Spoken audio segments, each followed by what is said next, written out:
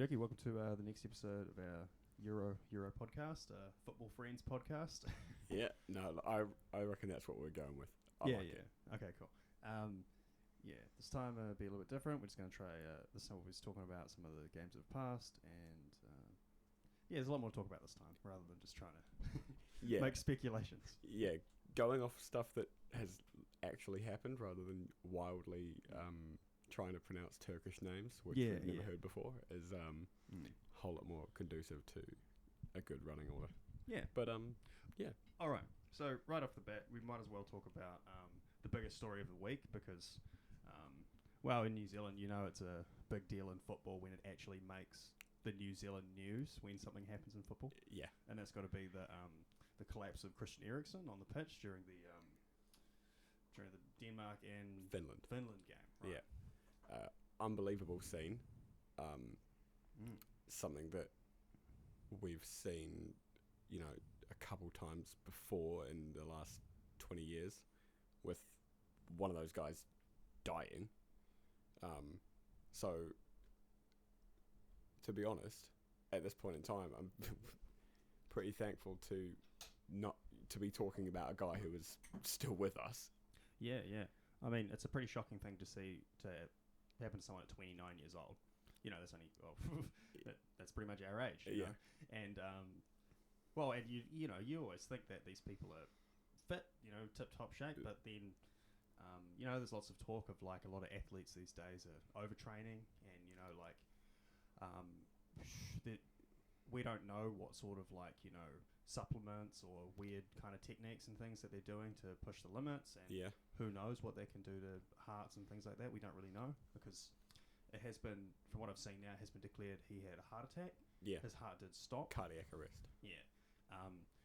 Even though when they did use a defibrillator and he was brought back immediately, which, usually it takes a couple of tries. So, he came back rather fast, but, still obviously a really bad event. It's a good sign that he's stable, but unfortunately, one thing that tends to be the pattern with these events is they don't play football again. They often have to retire or just fade into coaching or stuff like that. Fabrice Muamba, it was 9 years ago, collapsed on the pitch in a similar way. However, though, one thing I will say is that another player that was upset by this in the Netherlands game was Daley Blind, because I'm not sure if you know, but a few years ago he had the same thing happen. Really? Yeah, while playing, when he returned to Ajax, he collapsed on the pitch and he had a heart attack as well, and he had to have a defibrillator installed in his chest. Like a pacemaker? Kind of, yeah, something like that. So even he was saying, when that happened to Eriksen, he was terrified of playing his next game because, he was like, what if, this could happen to anyone, and it's already happened to me before. But, he has managed to continue playing, and he's not a young guy either. He's like 30, 33. Yeah, he's late 30s. So, yeah. Oh, sorry, early 30s. Early 30s, yeah. So, there's, with technology and stuff, hopefully we will see Christian Eriksen playing again because, fantastic player nonetheless. Great player.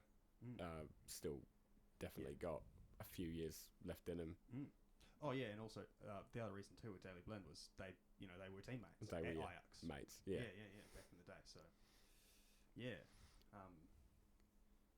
it was good to see a few things from good in horrible circumstances. The response overall was phenomenal. Yeah. The response, the literal response from the referee only took a few seconds for him to realise, something very left field is happening right now. We need to get on top of it. Yeah. The Danish players, Simon Kjær, in particular. Kjær was straight over there, ran over from centre back, well prepared, doing the captain's job. That's above and beyond. What expected. I'm going to stick my finger down your throat. Yeah. And the Danish players obviously forming a human wall to protect Eriksen's privacy, effectively. I mean, yeah, on the orders of care as well too. He told them to do it. So good lad. Yeah, very, very good. Just one thing that I did notice during that wall, Højbjerg in particular looked visibly. I mean, they all look shaken. Oh yeah. But he's one dude who, he's a hard man. That's what he does. And he looked like a blubbering baby. Yeah, yeah. And then stepped up to take a penalty and did a soft one. Like, I can't stand here and say, the Danes are wrong to want to go out and play again. But it clearly affected them. Absolutely. And Kasper Schmeichel doesn't make mistakes like that normally. It's tough. I mean, it's easy to make that inference, but yeah. I think at the end of the day, they'd rather go out there and play because that's what they do. They believe Christian would have wanted as well. It's what he told them that he wanted them to do. And they didn't actually come out until they knew that he was awake and responsive and things like that. Yeah. And it was great to hear both sets of fans chanting his name. Yes. Oh, see, this is why football is one of the best games in the world. This is it brings everyone together. Nothing like that. That's right. And then of course, Lukaku dedicating his first goal to Christian Eriksen as well, because I didn't realize that they're actually best friends. That's awesome. And he even said that he spends more time with Christian Eriksen than his own family. That's how close they are. You probably would though with. You take I suppose it's his job, and then it's a bit weird. Yeah. But yeah, I can certainly see why. And obviously, friends, teammates or not, the footballing world is, united by this. Absolutely. And I don't know what the resulting protocols might be, but hopefully this results with something more solid being put in place for when this happens. Yeah. Not that the response itself was lacking in any way. Yeah. Well, I suppose we won't dwell on this one too much, but so obviously I hope that the Danes kind of bounce back from this and still make it out of the group. Yeah. Well, they're playing for Christian, and yeah, that's right. Yeah, and so obviously we wish all the best to Christian Eriksen and hope he recovers and pray that we see him playing football again. That's right. Yep, absolutely. Okay, so the next thing on the list. So next we'll just move on to we'll talk about the Italy and Turkey game, which was for the opening match. So this was the one that we sort of talked on for ages about, and as it turns out, we overstated Turkey quite a lot. They may have lost, but we still gave them probably quite a bit of credit. Well, they didn't deserve. I got to say, they made it difficult in the first half. They really sat deep and just I think they sort of went in expecting to not have a lot of the ball. So they were just sort of trying to you look at the difference between that match and the Russia game. Turkey was on Italy players immediately. They were trying to shut them down straight away. And whereas in the other games they were given, Russia was given a lot more space and things like that. So in that first half, they were pretty solid. I mean, I know they didn't register. I don't even think they registered a shot all game. I think they made one. One, yeah. In the first half, there was definitely none, and Italy was really struggling. But then they sort of shot themselves in the foot by only playing Yilmaz up front and alone. They couldn't get the ball to him. Like a bit like you said, without the ball, Turkey looked organised. Yeah. They were doing a lot of the right things. They were organised, pretty calm. The keeper was having a pretty decent game. And Insigne got through one or two times, but he blasted his shot over, and Berardi had a couple of chances to get the ball in and just couldn't get by. And the second half came by, and they forced their own goal, whatever you want to call it, and the Turkish heads just went. They weren't ready to concede like that. Yeah, it's kind of like they went in hoping for a draw, and then once they were conceded the first goal, they had to come out attacking, and then they just opened up and actually were able to make the most of that. And it was Italy didn't really need to change what they were doing. They just needed to keep at it, do it a bit faster, maybe. Because that was it. Their shape in the first half was fantastic. They moved the ball so well, which of course it's Italy, you know. And it was really cool to see Berardi. You know, like he's not been a prominent figure in the Italian squad for very long at all. Yeah. So he seems to be making a bit of a name for himself and causing havoc. That's right. Definitely. He was a threat that whole game. Yeah, I think it was Immobile who won man of the match, but Berardi, I think the whole front three actually, Insigne, Berardi, Immobile, all stepped it up.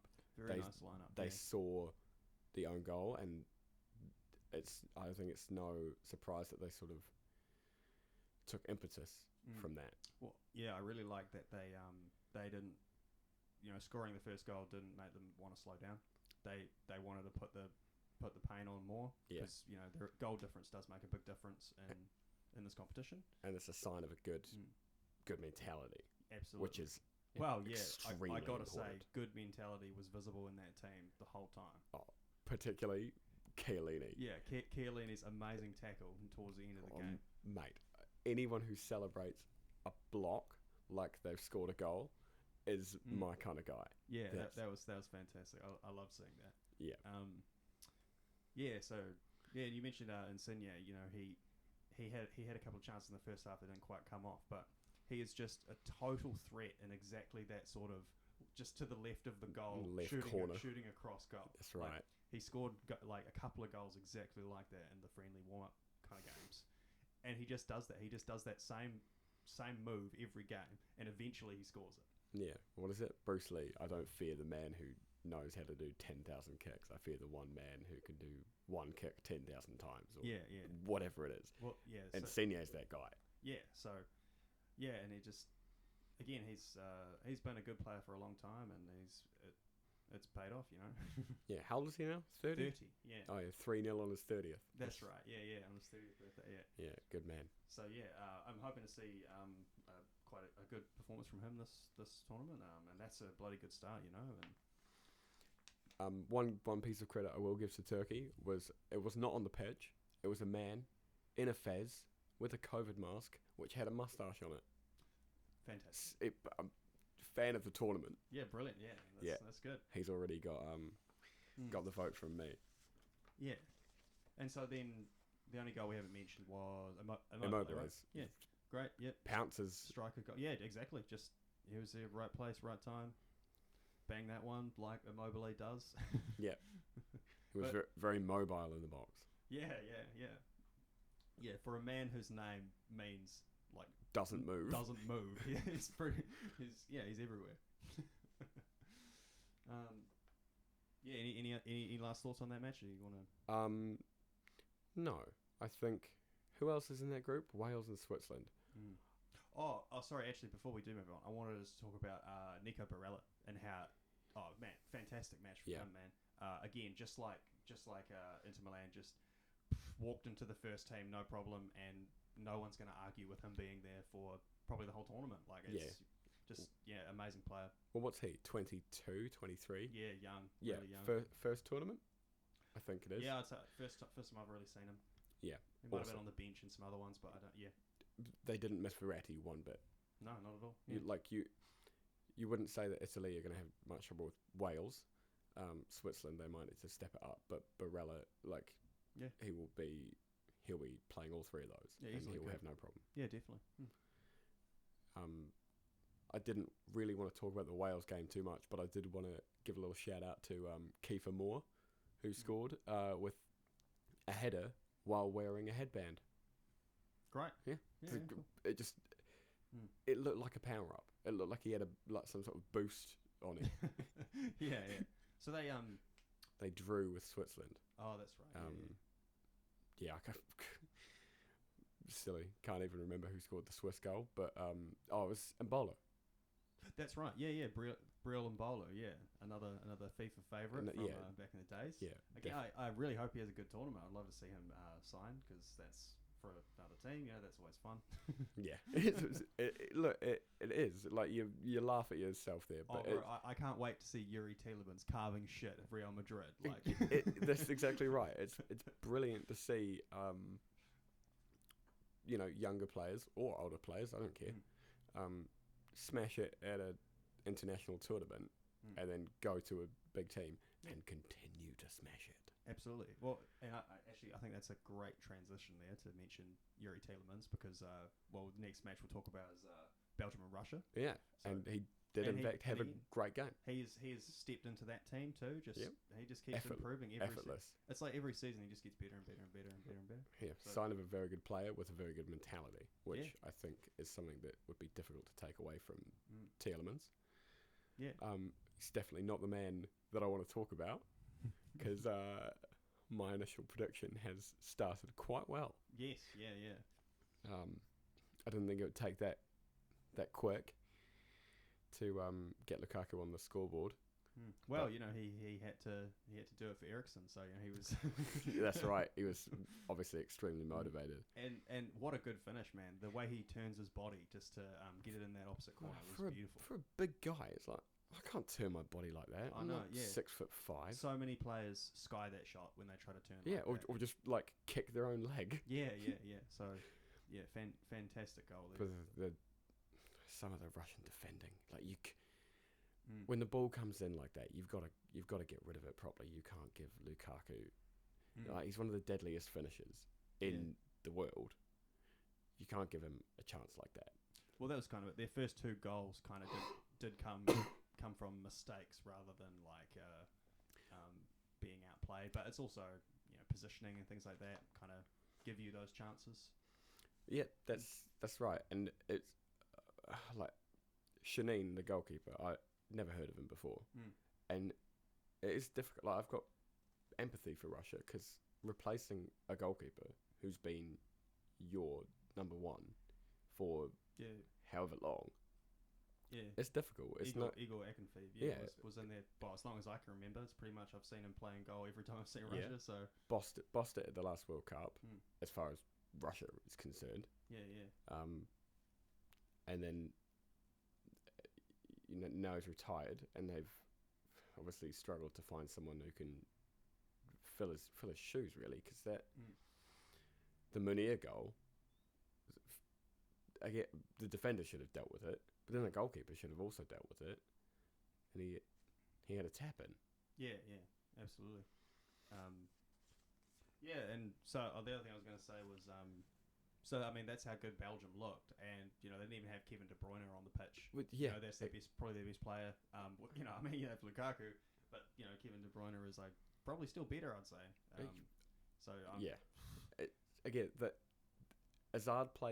Eden Hazard played for 15 minutes. Kevin De Bruyne didn't play at all.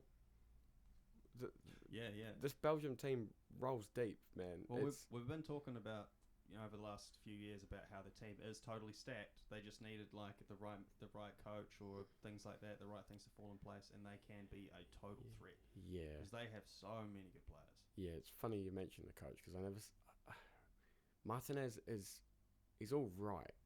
But I've never seen him as like this ruthless winner, which I mean, you need obviously an amazing mentality to go far. Yeah.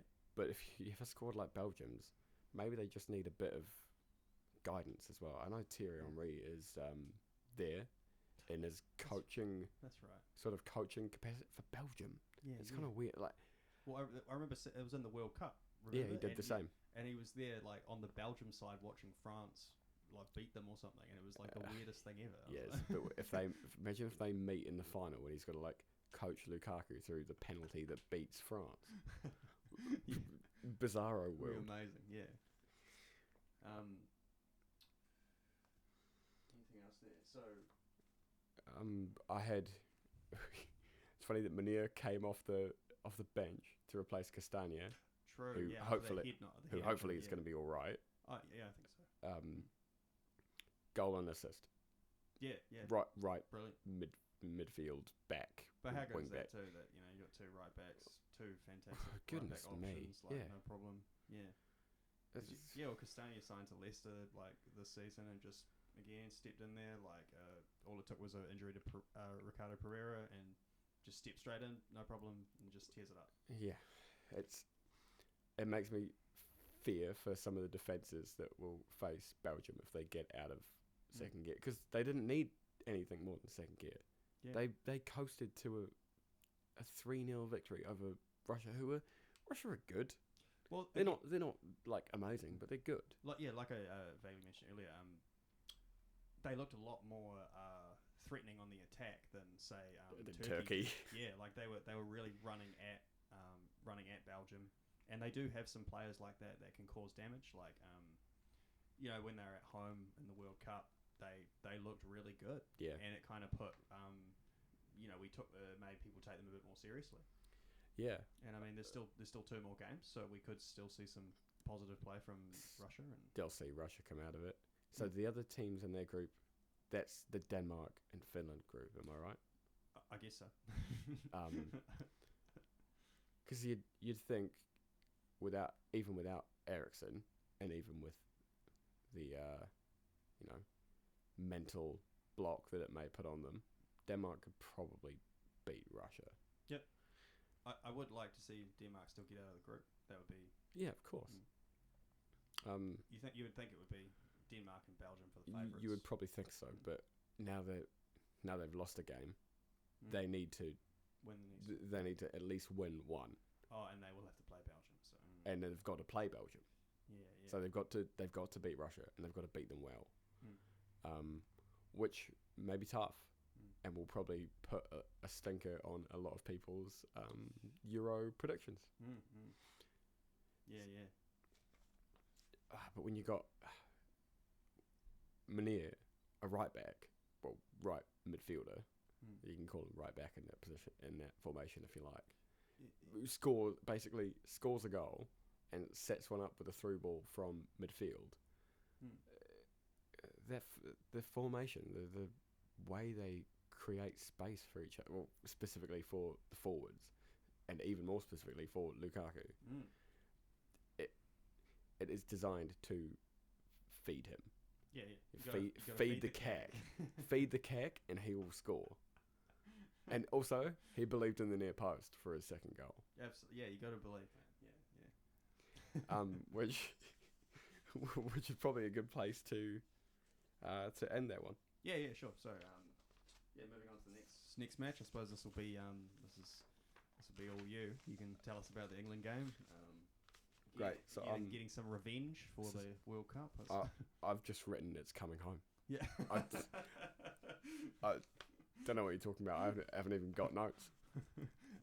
You mean the squad after the group stage, right? Yeah. Okay, so I'll go through my entire thought process from the day, because in New Zealand it was 1 a.m, which was rough, and I must be honest with you, I did not stay awake the entire game. But just before 1 o'clock, I saw. Sounds like an England game. Oh yeah, just before the kickoff time, I saw the lineup, and I had a couple of question marks. Well, 4 to be specific. Trippier at left back, Tyrone Mings, who I know I said I rated on the last show, but Tyrone Mings, Sterling, and Phillips. Yeah. Which basically all 4, my fears were evaporated by the end of the game. Yeah. Trippier, I know he's in there for sort of ball delivery. Well, that was what we sort of assumed, yeah. But it's still such an odd choice to pick him over, Luke Shaw and Chilwell. I would still like to see Luke odd. Shaw. Yeah. And to be honest, Walker, defensively he was fine, but in terms of his ball delivery, it was kind of a letdown. And Trippier should, on the basis of that game alone, Trippier should be starting right back. Yeah, well, actually, I kind of agree. Like, to be fair, Kyle Walker has never been a good crosser of the ball. not when compared with Trippier. Yeah. I mean, Kyle Walker's certainly fast. He can get in behind and stuff like that, and track back and defend well. But Trippier is one of the best ball delivering right backs around. I got to say, aside from maybe only Trent is probably exactly, and he's in there effectively over him right now. Yeah. So fine. That was kind of why I thought like that was the purpose of him in there, was to sort of fill in that Trent role. Absolutely. And then the next of those is Tyrone Mings, and I nearly have nothing to say about Mings because he was awesome. He just remained. We didn't like our defensive unit didn't have a whole lot to do. Mings cleared it up. The only thing I think I would criticise him is often he didn't look for a short pass out. He looked to lump it away. But if you keep a clean sheet and you have to lump it away, that's okay. Well, I mean, he's kind of a bit protected when you have two holding midfielders, Declan Rice and Calvin Phillips, ahead of him. Well, it's funny you say that, which will take me on to the next player, Calvin Phillips himself. Yes. Who, unbeknownst to me, is not a defensive midfielder.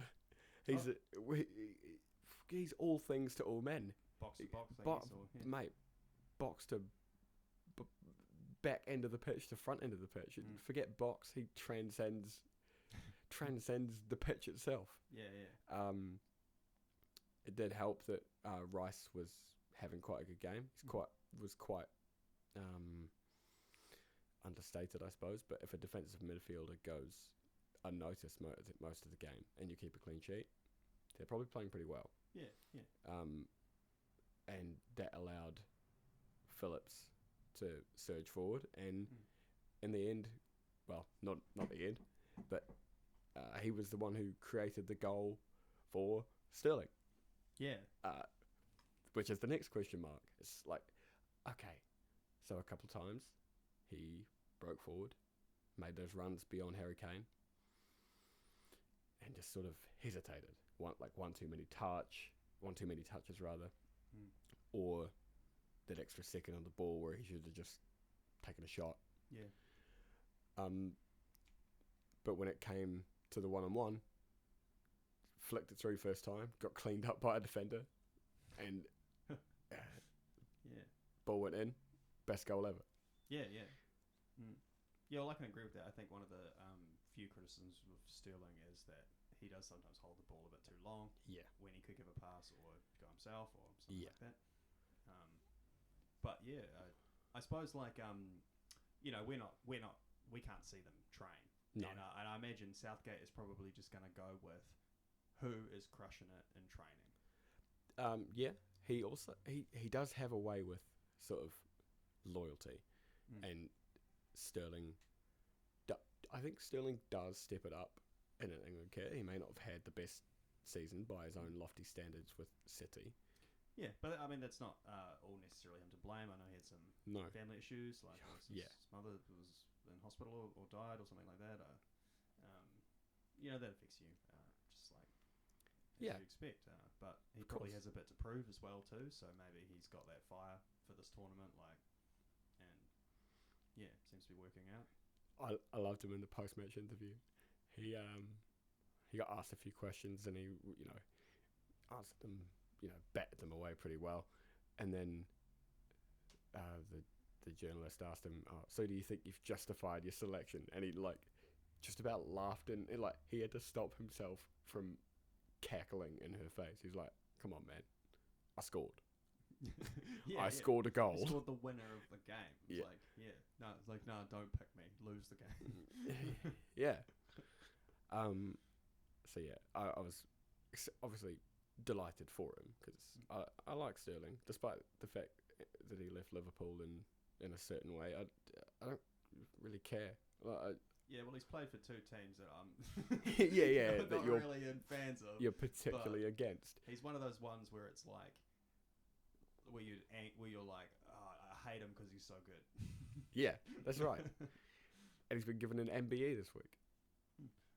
Oh, really? Yeah. I think it's for services to feeding more homeless children or something. No, I think it's something about protecting racial inequality, like helping with racial inequality. I'm not sure what the wording of it was. I can't remember, but sure. it's something along that line. Good on him. I wonder if it's the second best thing that happened to him this week. Yeah. So it's not all roses. We didn't exactly create dozens of great scoring chances. Lots of half chances. One of which Harry Kane ran into the goal post instead of scoring.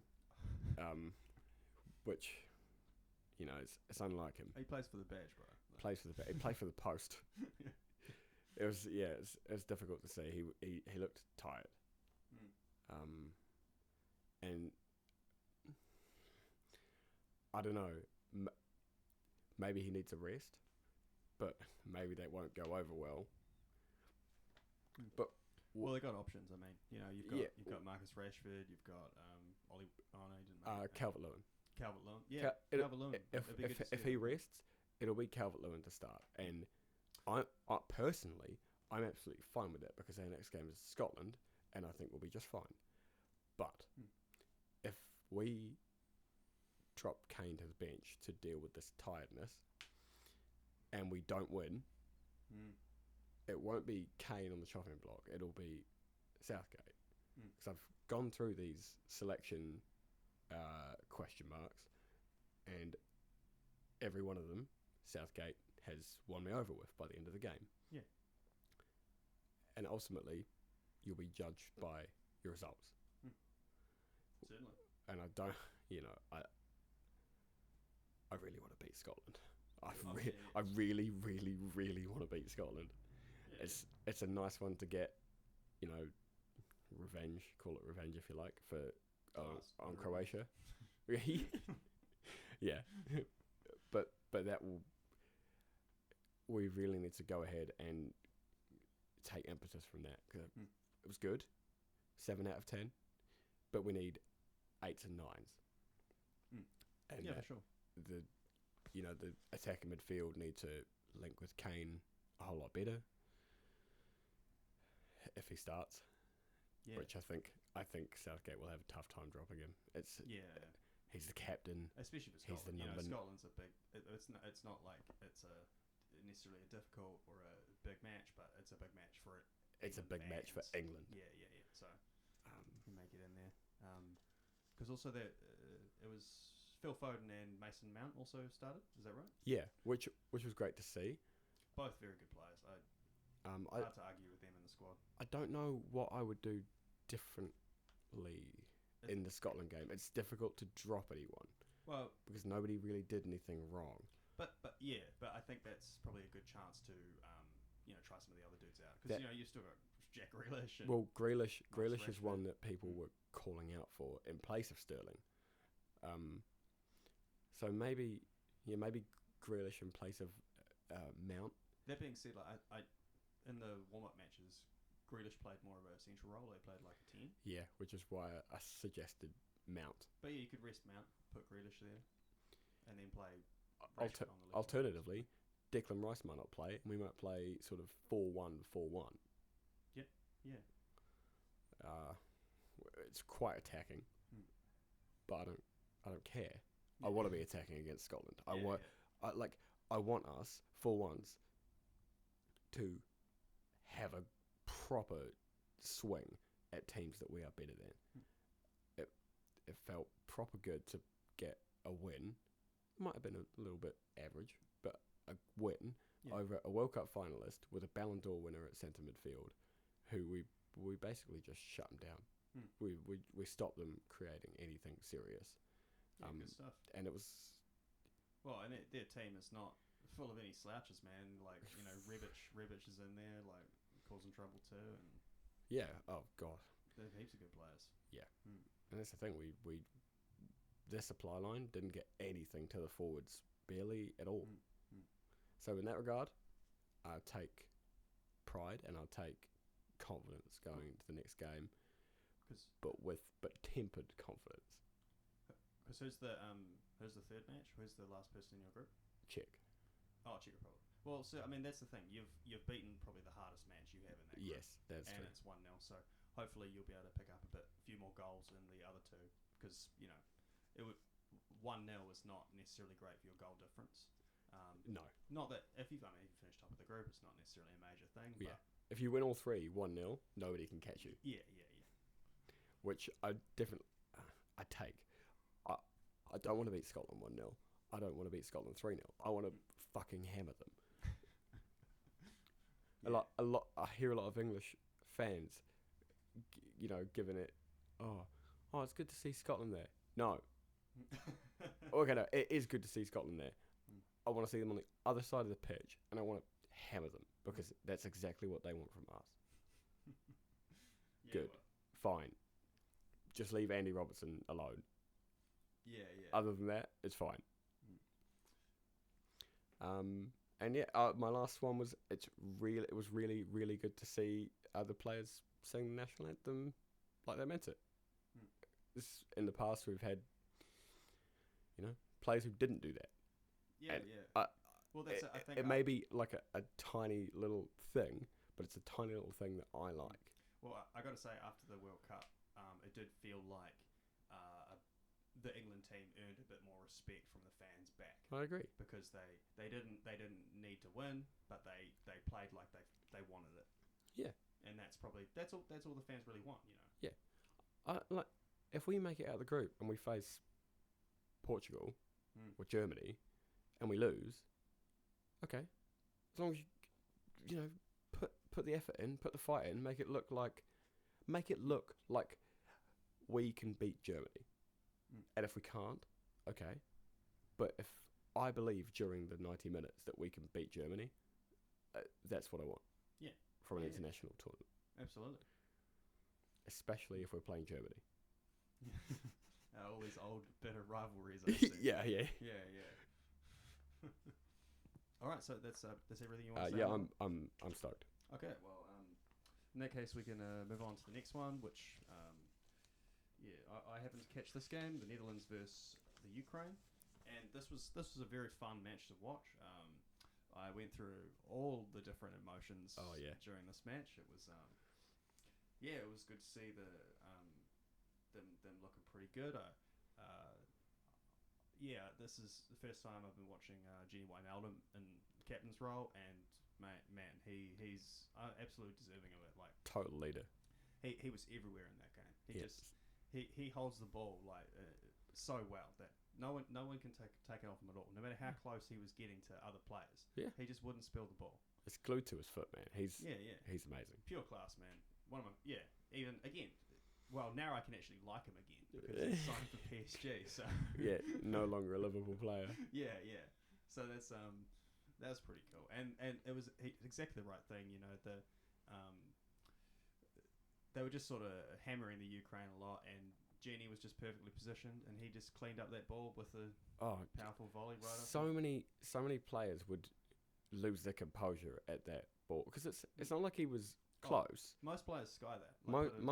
Most players put that in Rosette or put it like along the ground so the defender can get to it. Yeah.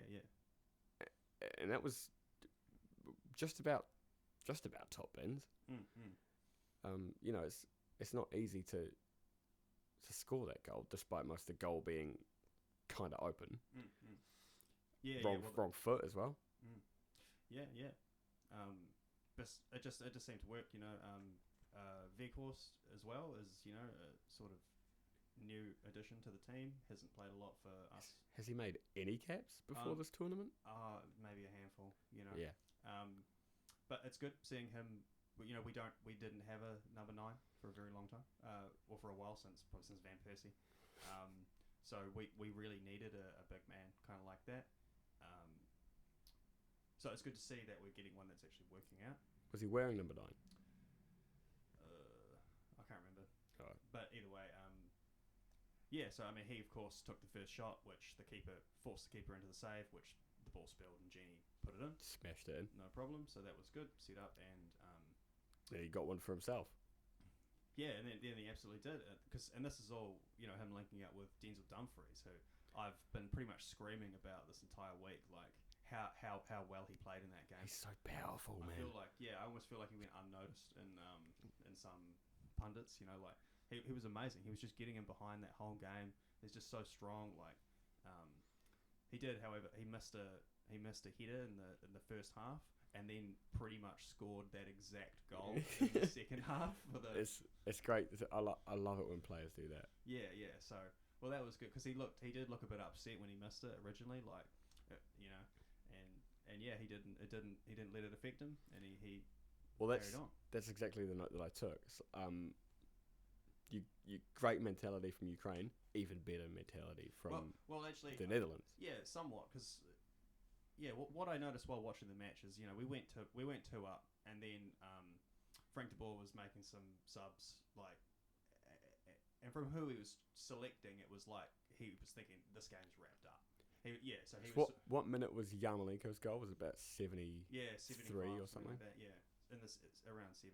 And that came out of nowhere, and because it was an absolute screamer. Well, for about half an hour, it was the best goal of the tournament. I think when that happened, I literally screamed and woke you up. So. I heard it.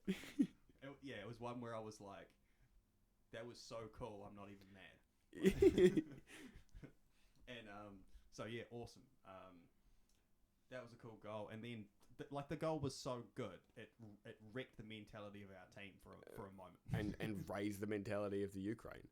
Yeah, like the commentators were literally saying like seconds before he took that shot, like it looks like Ukraine is sort of looking a bit tired, receding. And then as soon as they scored that goal, they were all like fully charged up again. It's funny how that happens. Yeah. That's something that I love about football. It's like scoring a goal, getting back in a game. Actually makes the players with the right mentality play better. Yeah, everyone talks about that it's like the most emotional game, and I really believe that. That can affect games massively. Yeah.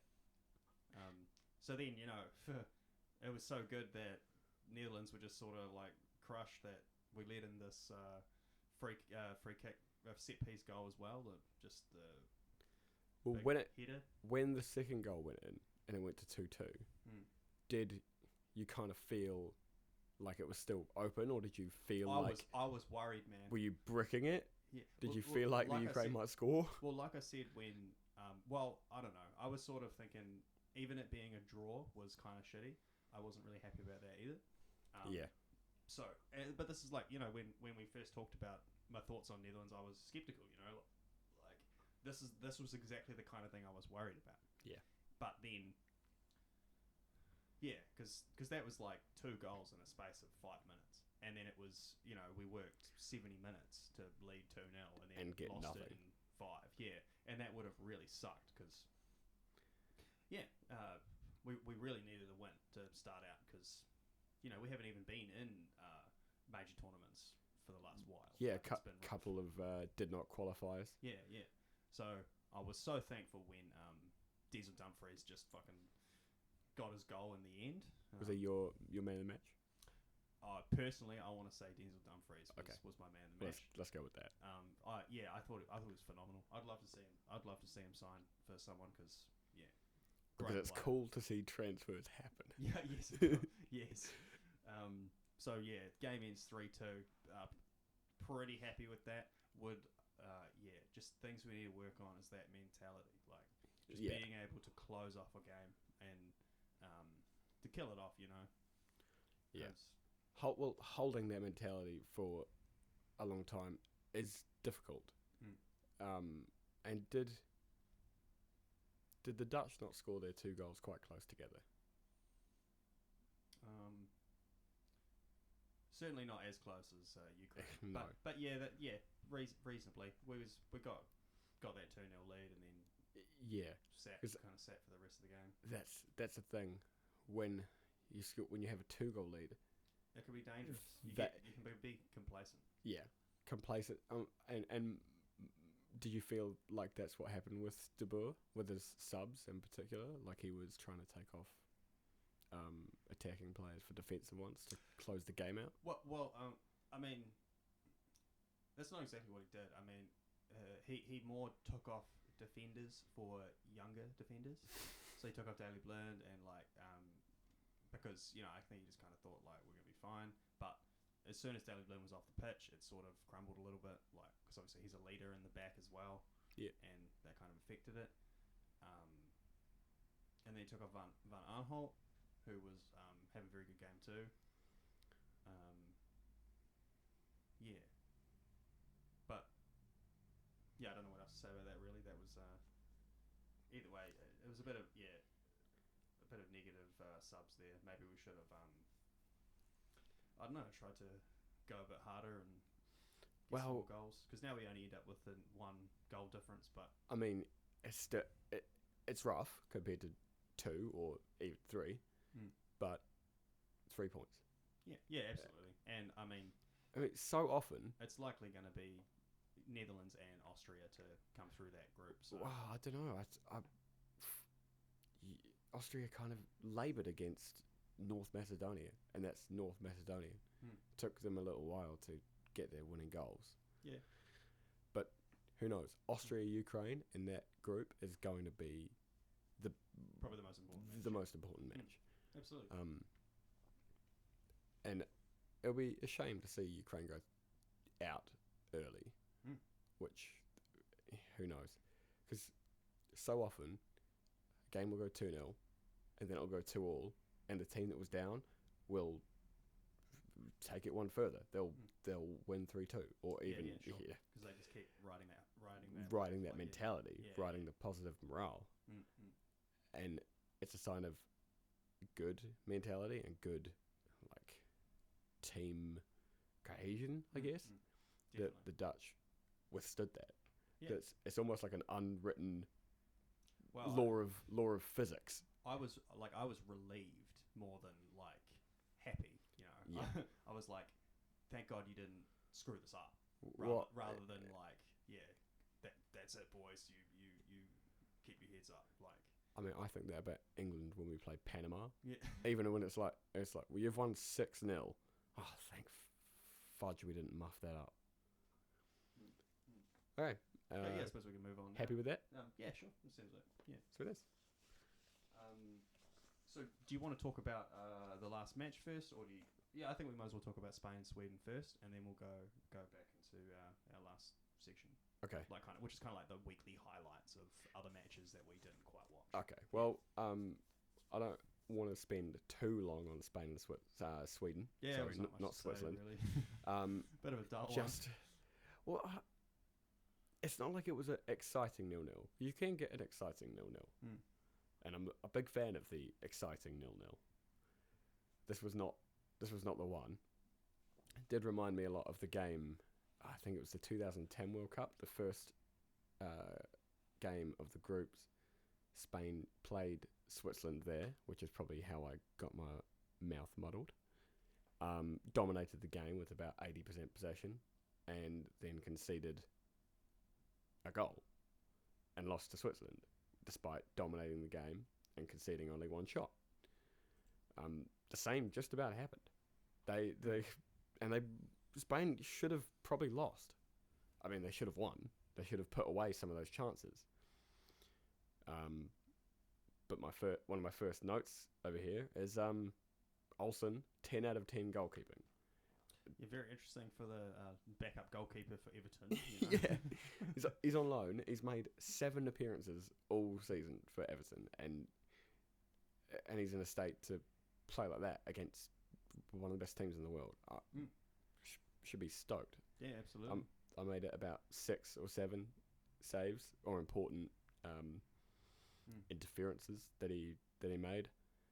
And Sweden have their clean sheet they have him to thank. Yeah, absolutely. Because it's not like Spain didn't get through. They made chances. They made a lot of chances. To get a point from Spain is a win for them, really. Yeah, absolutely. Sweden need that. Yeah. I mean, to be honest, they probably would have counted on not winning that game. As negative as that might be, they probably counted on not winning that game and getting their points from Poland and Slovakia. But Spain are still somehow, despite being for about 6 of those years, one of the most profligate teams, one of the most wasteful teams that are still somehow good. They just create so many chances that they get to miss some of them. But they've sort of struggled in this way for a little while now, though. I don't know, they've just never looked fire. You know, they've just sort of kind of flat all the time. I don't know. Well, we were talking a little bit before about how they don't have a number 9 who they can rely on to just score every time. Yeah.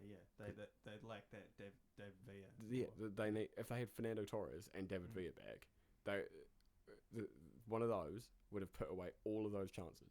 Yeah, man, they got to pick up Inaki Williams. Yeah, who isn't exactly a prolific goal scorer. Has he represented Spain before?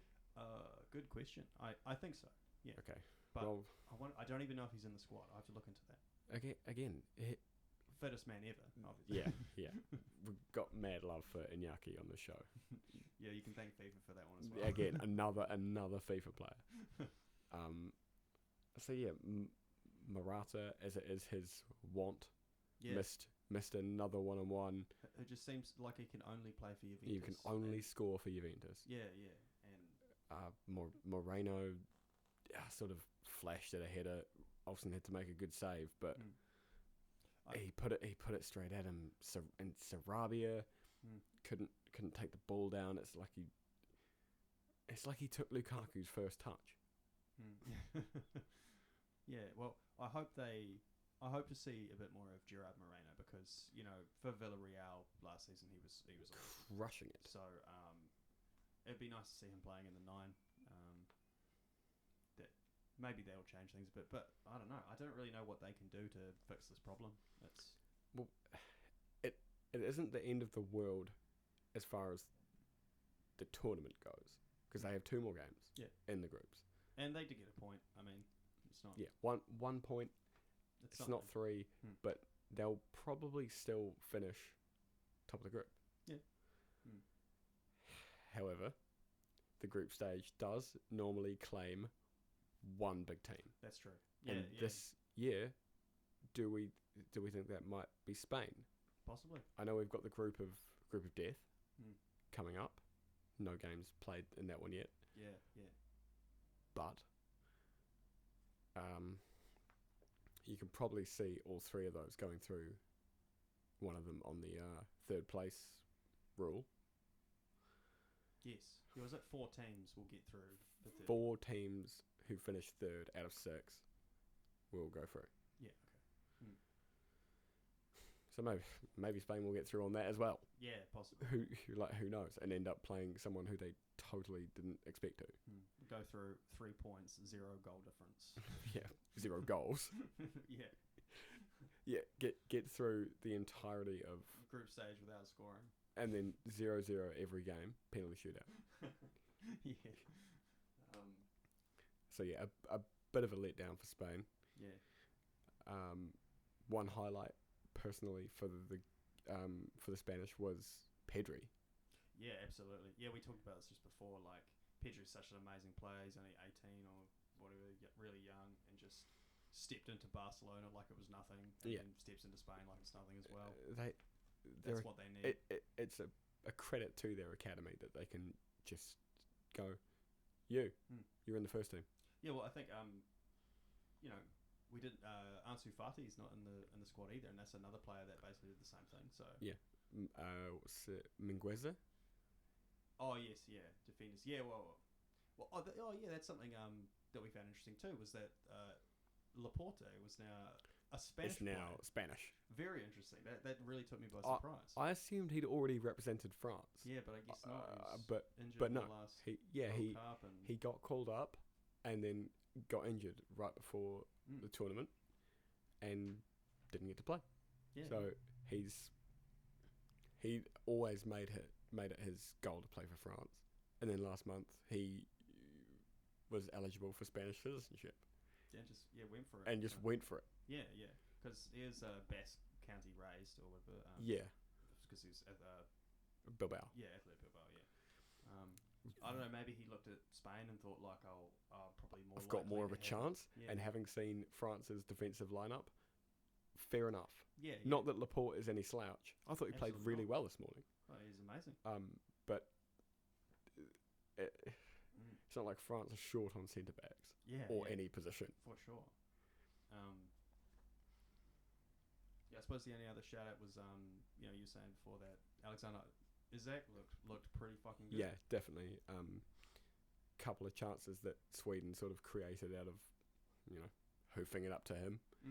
And he sort of hit the post. He smashed it against Marcus Llorente, which hit the post, and then the keeper saved it. But again, that could have been like Switzerland's moment from the 2010 World Cup, and Spain probably wouldn't have scored. Yeah. So, this is one where I'd really like to see him finish the tournament with a few goals and move to somewhere. Yeah, absolutely. All right, I suppose that's all we really need to say about that one. About Spain, yeah, I'm happy with that. It's not the end of the world, but they must do better. Yeah, totally agree. Okay, so last part we'll just talk about some other highlights from other matches we didn't watch, and then we'll talk about some upcoming matches, I guess. Yeah, that's cool. So obviously the coolest thing we've seen so far has got to be this Patrick Schick goal for the Czech Republic, which was unreal. Holy shit! It was like that Cavani goal that we oh my goodness. Yeah, I mean, who doesn't love someone scoring from halfway? Yeah. And he killed that into the goal perfectly. Like it was. I mean, a thing of real beauty. It's difficult to even process it because he took it, like the touch went ahead of him about 10 yards, and he was already lining up. He knew he was going to shoot, and he was standing behind halfway. Took his little step forward, and his technique, his body shape, his foot position on the ball. He could have taken that shot from 10 yards. Yeah. It was a perfect hit, man. It was amazing. Like, man, I can't even kick the ball that far. Yeah, the part of his foot that he scored that with, I haven't even got one. Yeah. Oh God, someone else I heard talk about it said, if David Marshall is on his goal line, he still has trouble saving that. Yeah, and for sure, it's difficult to disagree with that. He positioned it perfectly from 50 yards. Yeah, it's unreal. If that doesn't win, forget goal of the tournament. If that's not goal of the year, that's not Puskas. Yeah. Then it's pretty damn good. Then I want to see the one that wins it. Absolutely. There has been a number of very good goals this season, to be honest. Yeah, but how many of them were from halfway? Only a couple. Yeah. Yeah. I mean, his first goal was pretty handy as well. It's pretty it's almost like a dying art. The tall striker rising above the centre backs and powering ahead of it. Love it. Love to see it. And so he scored two? He scored both. Oh, really? He did? Czech Republic won 2-0. Well, and there he you go. scored. There's a dark horse, Patrick Schick, top goal scorer. Honestly, at this stage, I'm more worried about the Czechs than Scotland. And if he's in that sort of form, pinging balls from halfway, then... Oh, yeah. God, you just don't want to be the team that concedes the halfway goal. And, man,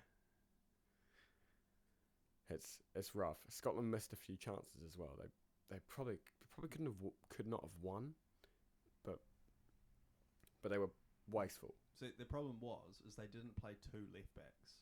You've got to have Tierney and Robertson. Yeah, it's two best players. Well, England played two right backs, so maybe if we join together and form some sort of, Great Britain, we can play 22 players on the pitch. and then they can both miss the halfway goal. Yeah. So any others you've written down? Skriniar's goal here as well. Oh yeah. So the corner comes over, and normally when you start saying that, you think it's going to be a header from a centre back.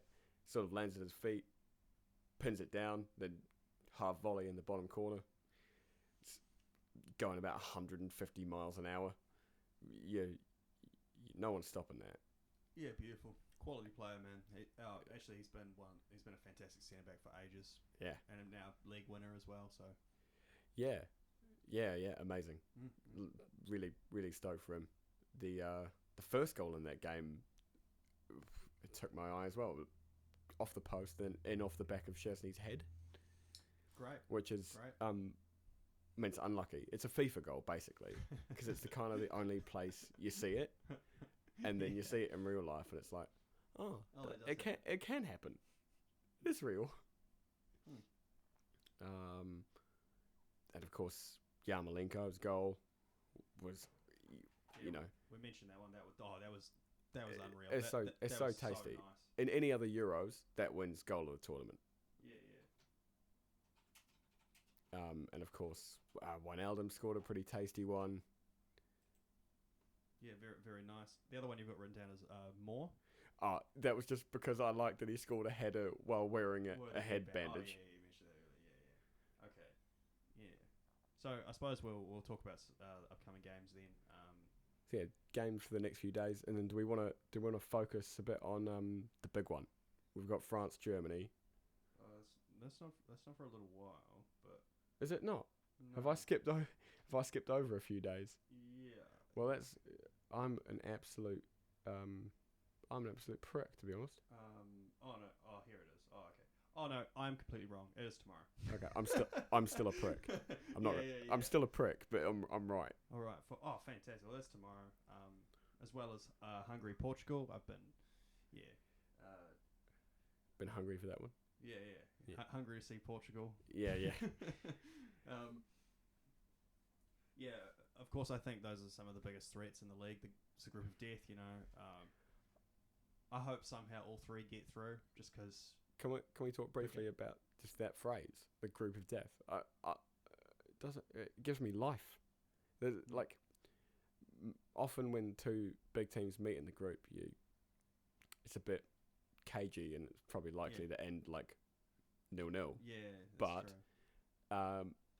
Some beautiful footballers will be on show. Well, it's hard. Yeah, you can hardly call it a group of death when three teams can go through. The three teams can go through. And that's right. And 4 of 6 do go through by coming third. That's yeah, that's pretty good odds. It's really key for Portugal in their game to, and it's unfortunate that we've got to speak about Hungary like this because they've got to batter Hungary. Yeah, they've got to smash them. Yeah.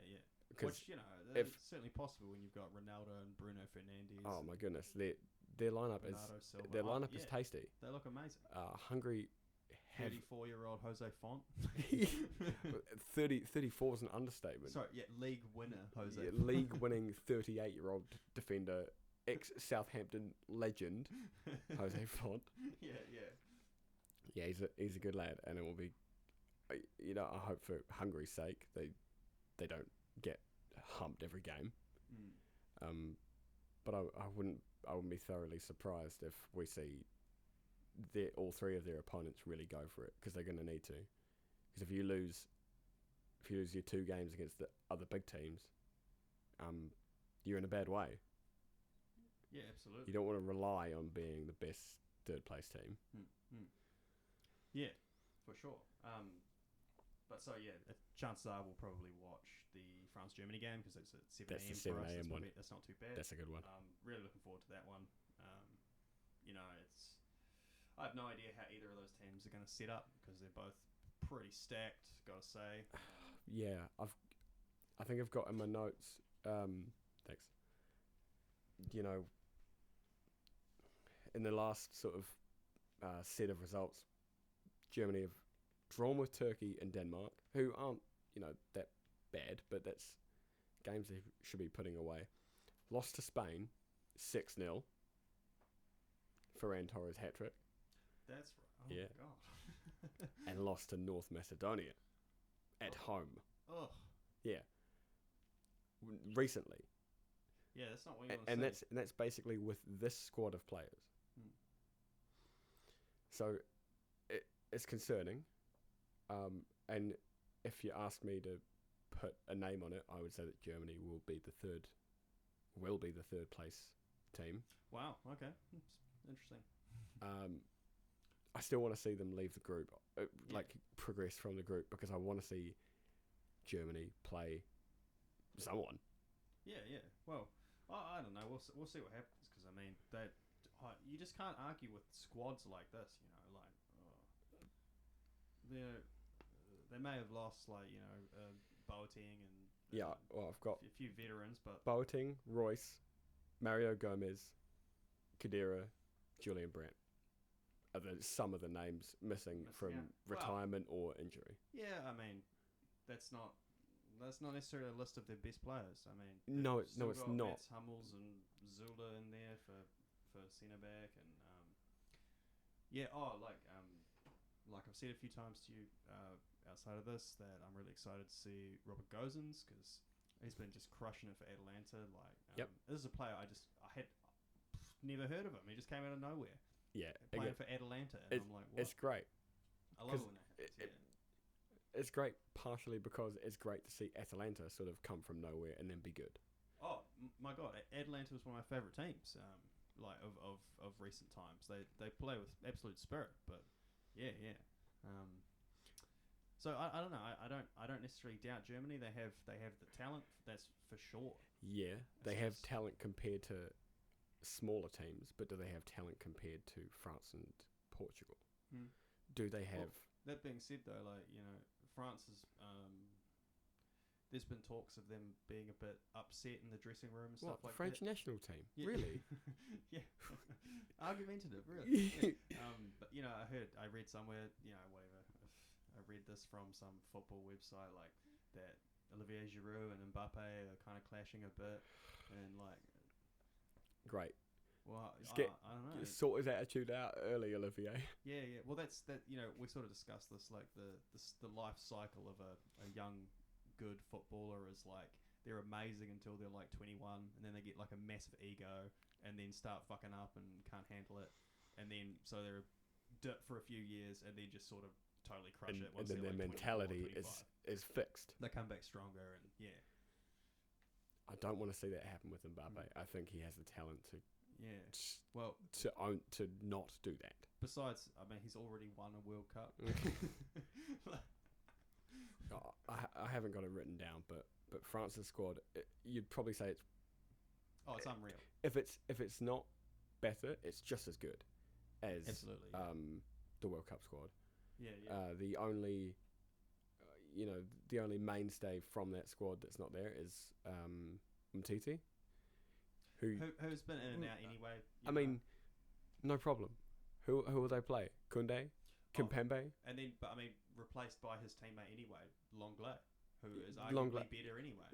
I've named so between us we've named 3 guys who are just as good, if not better. Yeah.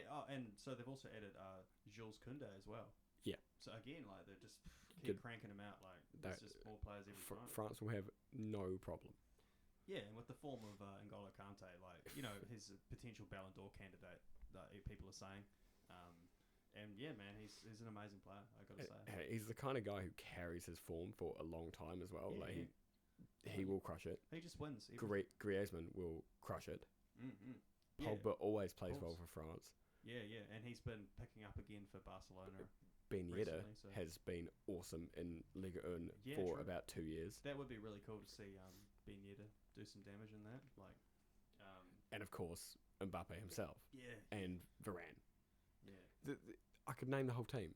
The only question mark I have is over the form of Hugo Lloris. I was just going to say that, actually. That's who is another player who kind of steps up when it comes to France.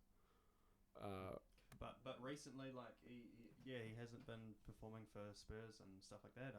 He is getting on, I think. 34. It's possible that his time's come, but he's a very good goalkeeper. It's some of the best reflexes around, aside from maybe De Gea. So Yeah. I don't know. But the other thing too is France actually has a lot of good goalkeepers. One of their backups is Mike Magnan. Magnan, yeah. I think that's how you say it. Who, again, another league winner. He's the goalkeeper for Lille. Of course, yeah. So yeah, They've taken him and Mandanda. Yeah, and again, Mondona's been there for a mainstay for a while now too. Well, it's good to have someone in there like him who's really happy to be number 2 and be part of Totally. like team spirit. Yeah. Which obviously for France is you need it. But that entire squad is a team of winners. Yeah, they will have. I don't actually think they'll have much problem with Germany. Yeah, and I don't think they'll have any problem with Hungary. I think I'm with you on that one. I'm picking France over Germany for that match at least. Yeah. I don't think they'll have any problem with Hungary, and I think they will be pushed by Portugal.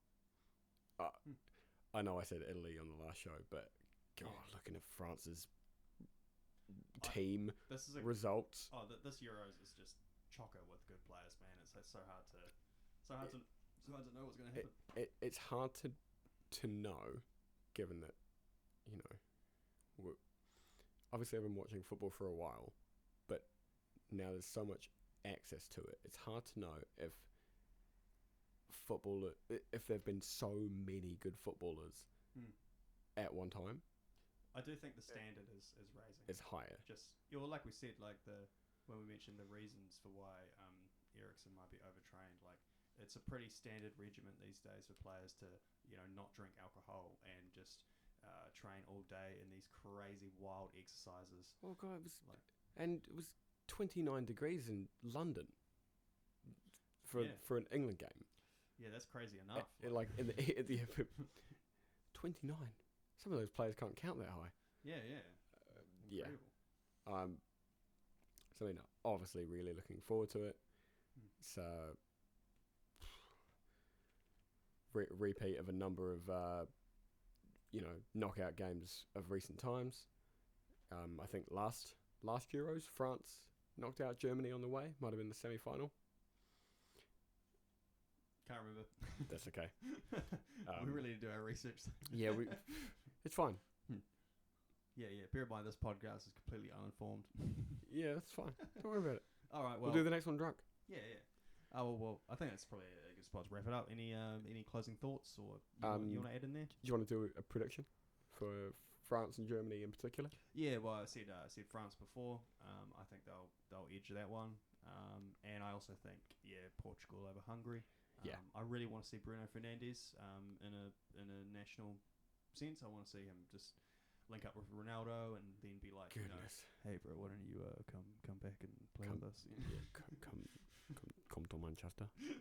I don't know how to do a Portuguese accent. I think that's blatantly clear. Yeah. I've written at the bottom France 3-1, but they could blow it out. Absolutely. There's no reason that they can't. Mbappe there's no reason that they can't absolutely spank even Germany, which would be amazing. Yeah.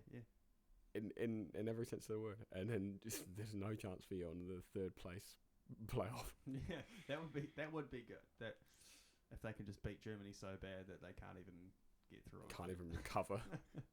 Yeah. All right, I think I'm happy there. Yeah. All right. Sweet. Cool. Until next time. Adios.